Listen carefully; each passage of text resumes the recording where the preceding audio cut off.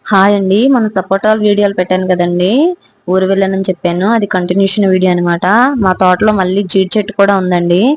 జీడి పిక్కలు అయితే కోసుకొచ్చాము, పచ్చి జీడి పిక్కలండి. అవి అయితే కోసానండి, కోసి చేతులని పాడు చేసుకున్నాను అనమాట. చాలా ఇబ్బంది పడ్డాను. అది కూడా చూసారా, అవి ఒలిసేటప్పుడు దాని తొక్క కొంచెం కష్టంగా వస్తుందండి. అలా ఇబ్బంది పడే కన్నా మనం డ్రీప్ లో పెట్టి తర్వాత తీసి కాసేపు కూలింగ్ వాటర్ వేసి తీసేస్తే శుభ్రంగా పై తొక్కంతా వచ్చేస్తుందండి నీట్గా. నేను ఈ రోజైతే మష్రూమ్, జీడిపప్పు, క్యాప్సికమ్ కర్రీ వండానండి. ఎలా వండుకోవాలో చూపించేస్తానండి. ఫస్ట్ ప్యాన్ పెట్టుకొని ఆయిల్ వేసుకొని జీలకర్ర, కరివేపాకు, పచ్చిమిర్చి వేసుకొని కాసేపు ఫ్రై అయ్యాక ఆనియన్స్ కూడా వేసేసుకోవడమే. నేనైతే ఆనియన్స్ ఎక్కువ కట్ చేసుకున్నానండి. 2 ప్యాకెట్స్ తీసుకొచ్చారు మా వారు. దానికి సరిపడా అని నేను ఎక్కువ కట్ చేసుకున్నాను. మనకు నచ్చితే తక్కువగా కూడా వేసుకోవచ్చండి. నేను గ్రేవీ గురించి అయితే ఎక్కువ వేసాను అనమాట. ఉప్పు, పసుపు వేసి కాసేపు మూత పెట్టి మగ్గనిచ్చుకోవాలి. ఆనియన్స్ శుభ్రంగా ఫ్రై అయిపోయాక అప్పుడు మనం టమాటాలు వేసుకోవాలన్నమాట. కర్రీ అయితే చాలా బాగుంటుందండి. చాలా విటమిన్స్ ఉంటాయంట ఈ మష్రూమ్స్ లో. వీక్లీ 1 టైం అయినా నేను వండుతానండి. మా పిల్లలకైతే చాలా ఇష్టం. ఆనియన్స్ శుభ్రంగా ఫ్రై అయిపోయాక అల్లం వెల్లుల్లి పేస్ట్ కూడా వేసి కాసేపు ఫ్రై అయ్యాక టమాటాలు కూడా వేసేసుకోవడమే. టమాటాలు శుభ్రంగా మగ్గిపోయేంత వరకు ఉంచుకోవాలండి. కాసేపు మూత పెట్టి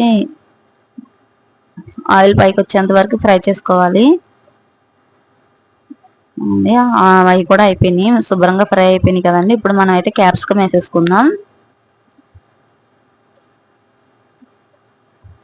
క్యాప్సికమ్ కూడా వేసేసుకున్నాక కాసేపు మూత పెట్టి మగ్గనివ్వాలన్నమాట. కొంచెం వాటర్ వస్తుంది, అప్పుడు మనం కారం వేసుకోవాలి.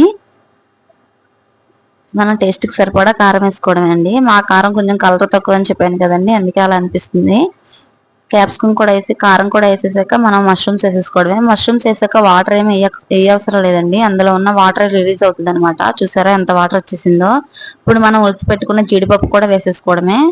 నేను మామూలుగా జీడిపప్పు కూడా వేసుకోవచ్చండి. అలా వేసుకునేటప్పుడు కొంచెం వెన్నిట్లో నానబెట్టుకొని వేసుకుంటే బాగుంటది డైరెక్ట్ వేసే కన్నా. నేనైతే పచ్చి జీడిపప్పు కదండి వేసాను, తొందరగా ఉడికిపోద్ది అనమాట.